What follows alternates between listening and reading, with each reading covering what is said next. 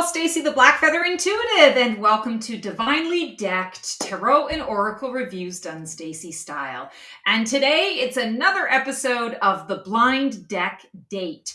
And I've got two really exciting decks that we are going to be exploring today. So without further ado, let's get to it.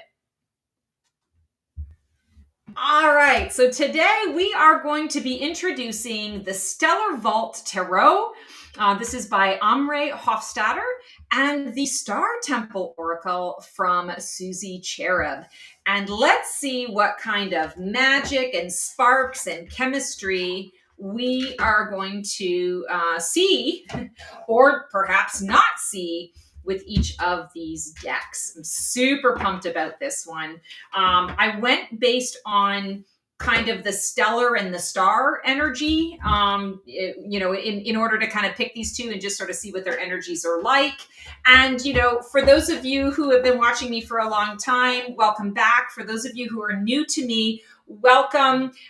These combos that I do are not necessarily going to be about the visual appeal as much as for me it's about the messages and how they speak to one another. So let's do some first glance energy.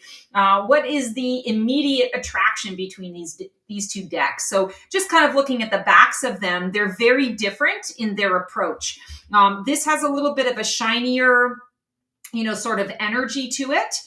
This is on a matte background. I just realized that I have not turned any lighting on. So just give me a second here to get that going. I just realized you're not actually going to be able to see the cards very well if I don't have the lighting. I'm so efficient that I'm under efficient, right?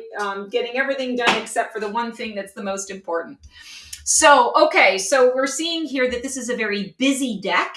We have a lot of things going on. There's a lot of sacred geometry here.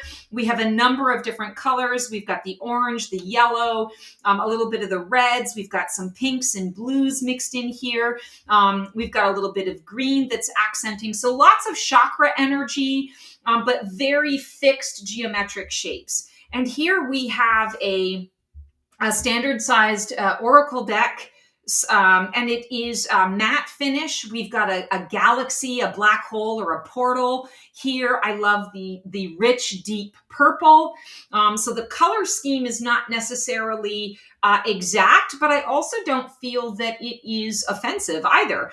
I'm feeling like we've got, a lot of the yellow here, and we're seeing a lot of the yellow represented in the starlight, the star energy. We've got a lot of, lines with the sacred geometry, and here we have a lot of swirls. So opposite in those ways, but I'm going to say not offensive, maybe even a little complimentary.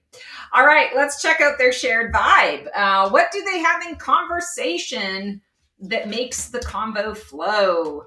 Okay, so here we are. Oh, this is so cool. So we've pulled the Temperance card, and Kaliano, the Holy Child, Starseed. I am a divine child of the universe.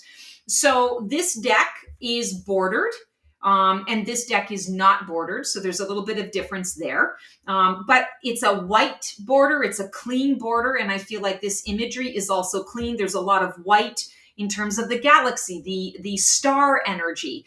So we're getting a lot of that white and white. So I feel that there's some connection there. On first blush, I feel what's really interesting here is in the Temperance, we have one figure that is the focal point. We also, in this case, have one figure that is the focal point. I find it really interesting that the Temperance card, this is a being that is also, kind of half insect. So there's a smaller point at the bottom of the card. Here we have a wider point at the bottom of the card, and then it gets smaller at the top. So they've got some similarity there in terms of shape of the imagery, but they're mirroring one another, or they're reflective of one another. I want to say it feels like yin and yang kind of energy. There is a lightness of being, a youthfulness to this Temperance energy. And here we have this beautiful baby, the Holy Child, Starseed. I am a divine child of the universe. So again, not like exactly on the nose, but I want to say not offensive either. There are some, areas where they connect. This is showing sort of an area of light. This is the area of light. It's a pearl. And the green, there's a lot of green growth that is at the foundation of the temperance card. And we have a lot of green at the top of the card in the energy. All right, let's take another gander. Here we have the Five of Wands and Caliano, the little star, divine. My inner child is whole and complete.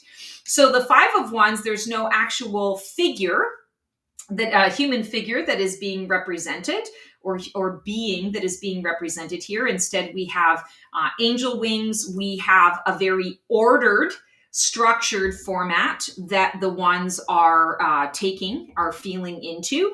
And we have one wand that is showing a drop of blood coming from it. We see that the heart has been a little bit wounded, and there's a drop of blood coming off of that particular wand. That wand is also, it's equipped with a blade, and the other four wands are not. This here, we have a little girl, sort of praying hands, and in her hands, there's a heart charm that is hanging from her hands. So we have heart, so it's a heart-related situation. She's got beautiful black hair that she has designed with some pinkish flowers. Here we have a lot of pinkish design, and we've got black hearts at the end of each of these wands. So there is synergy in that regard. The figure is the central focus of this card, and the sword, the wounded sword or the wounded wand with the blade attached, is the central focal point of this particular deck as well. So I'm just going to adjust. Mr. Neo again was at it. So I'll just move this up so we can see the picture better. So again, not a ton of, I want to say, similarity, but I'm feeling some synergy with it. Let's see what we got here. Four of Wands and Electra, the Amber Star. Let go. I surrender and allow myself to grieve. What I'm feeling here is, the Four of Wands is a graduation. I'm establishing a foundation. I'm moving from one level into another level, and I'm doing it with a great deal of joy and with some celebration. I also feel that the Four of Wands is a contract card. And I find that this is interesting. There's not a whole lot from a color perspective that blends here, but this is the Amber Star. Let go. I surrender and allow myself to grieve. I'm allowing myself to let go of the previous version of myself, or to recognize that I am done with the old level that I was at. And I need to grieve it in order to be able to move on into the next level. So I'm feeling like here the messages combine, the messages blend. The imagery on the cards, not so much, but the messages blend. Let's do one more here. We've got the Five of Pentacles and Merope, the Priestess. Embody. I am an embodiment of the divine feminine.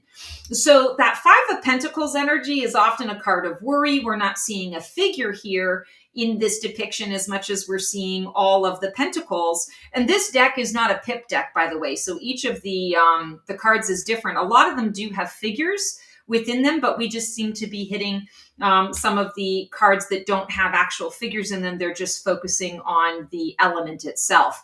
And so this is that card of worry. It's a card of anxiety. It's the card that says, open your eyes and look around you, because there are resources available, but not if you've got your head down and you're feeling sorry for yourself. The Priestess here, embody. I am an embodiment of the divine feminine. It's interesting. She's got her eyes closed. And if we were to see a traditional Five of Pentacles, we would see people with their heads down, eyes closed, or not looking in a direction that is helpful. And here she's got her eyes closed, but I feel like she's tuning into the intuition piece. And I feel like this card is wanting to kind of enlighten this card, to help this card through something, to say, if you're going to close your eyes, don't close your eyes to distract yourself. Close your eyes so that you can tune into the intuition of what is coming next. Open yourself to the divine feminine, because the divine feminine is that energy of receiving. And if you're needing help, you need to be open to receiving. So that's really interesting. Okay, the spark. Let's see what unique chemistry emerges when these two decks' voices blend. All right. So again, like I feel like we're enjoying our first drink here. We're still on the first drink. We haven't decided yet whether or not we are, sort of ready to kind of move forward, to be committed to stay with this person for a little, a longer than a half hour or 45 minutes. But we'll see what transpires here. Okay, shared vibe. So this is our chemistry, and we've got the Nine of Wands and the Cosmos, Asterope, Ascend. I connect to oneness and expand my awareness. First thing I'm drawn to is we have two female figures wearing long flowing tresses, right? Like long gowns with long kind of trains, very flowy material. We're drawn to the leg area. They both have something featured in their solar plexus area here, which draws us into that, I want to say, our identity, mastery, personal power, co-creation, energy. She's holding a wand, and it's like she's putting her heart there, wearing her heart on her sleeve. Success, she's finally, achieved the final wand. She's done it with her heart on her sleeve. The heart is connected to the inside. So it's kind of like, it's cost her something to get to where it is that she's going. She had to remove her heart from the body, but she's doing it now because this is what's going to ignite, all of the other wands, and for her to be able to wrap this chapter up and move forward into something else. And I feel like what she's leaning into is the 36, which is also a 9, the cosmos. She's leaving the earth in order to be able to connect more with her high self. And I think this is really incredible. I connect to oneness and expand my awareness. Why did she do all of these things in the first place? So that she could be more connected to her heart space. I connect to oneness and expand my awareness. So right off the hop, I am loving that this is definitely a match from a chemistry perspective when we are talking about the message. They are on opposite sides of each card, but the way the cards are configured, they are coming closer together. So they're enjoying getting to know one another. They're enjoying this connection, this potential relationship that is coming up. So I'm liking that. That's huge. So now I feel like we are ready to, order an appetizer. We're prepared to stay a little bit longer. The clash. Where might their personalities challenge each other or cause tension? And so this is always important because, in any relationship, it's not going to be all sunshine and daisies, wine and roses. Relationship is designed to be a catalyst for our ultimate growth. All right, let's see what we got. 7 of Wands. And Tejeta, the aquamarine star, expression. I express my intuition with self-confidence and love. Okay, so definitely feeling here. Let me show this. Bring it up a little further here. It's interesting. Her eyes are closed. She's holding both of her wands attached. Both of her wings attached to the wands. I feel like there's a part of her, she's got tears in her eyes. There's a part of her that feels as though she has really had to give something up. She's had to lose a lot to get to where she is. And she's not necessarily feeling like she's got what it takes to get her to the nth degree. But she's closing her eyes so that she can tune in intuitionally to get some help, to get some support, and to understand what the next direction is. What is the next step for me? This aquamarine star, she doesn't have her eyes closed, and we see a sort of a side profile of her. We're looking at the back of her. Here we're looking at the front of this image. She doesn't have anything in her hands. All of her, I want to say, her tools and her energy is shown kind of in her hair, which represents the crown chakra, the third eye chakra. So there's some matching there. We have a lot of dewdrops, teardrops here. And I feel that there's synergy here. This card and this deck understands the emotional toll that trying to reach a goal, trying to be seen, trying to live your purpose, can be, how challenging it can be, how hurtful it can be at times, how tender it can be when we are in that growth period, in that growth space. We don't have a ton of synergy with color, but I will say the white, the border, the white is blended here. Same with this. I didn't point that out as well, but we've got a lot of white energy. So again, even though we've got a bordered and a borderless, they complement one another in that regard. She's showing her back, but I feel like there's an expression of vulnerability here, because her back isn't fully clothed, it isn't fully covered, and she's showing some of her energy. She's saying, I trust you. Follow me, come with me. I can take you to a path where you're going to be able to express yourself and be seen and heard and understood. I express my intuition with self-confidence and love. She's saying, I'm going to help you. Just follow my lead. Take me, I'll take you where you want to go. She's all heart and fire and passion. We've got a lot of that, the purple, the pink and the red, and, very much the passion, very much the self-care, the unconditional love for the world, having so much to offer and wanting to give it. And, if it's not received, it can be really challenging. And she's all in the blue. She says, here, follow me and I'll help you to be able to express it through the throat chakra. Maybe that's what you're missing. You've got all of this heart stuff and all this passion, but you don't have a pathway forward. You don't have an outlet. Let me show you the outlet. Let me help you to express yourself, to communicate your thoughts, your feelings, your desires, the way that you want to be in service. Let me help you. I can do that. So that's really interesting. So this was supposed to be the clash, but I'm actually feeling like the clash is more of a, my differences can help you. I feel like this is the more mature deck of the two decks. This is the one that goes really deep, but is still trying to figure itself out. And this is the one who says, I've got the wisdom and knowledge. I can show you the next step. So I'm actually really kind of liking this combination so far. Hidden layers. What unexpected truth does one bring out in the other? So they're working on their appetizers and they're trying to decide if they want to stay for a full meal. And it's promising. So let's see what happens here. The unexpected truth that one deck brings out in the other. Ooh, we've got King of Swords. So truth. Really connecting to truth. She's got a scar on her face. And I feel like that scar is important because it represents what she's been willing to do, that she's not afraid to fight for what it is that she wants and needs, that she understands the importance of doing the work. She gets focused on a plan and sometimes can get lost in that plan, not necessarily someone who is, I want to say,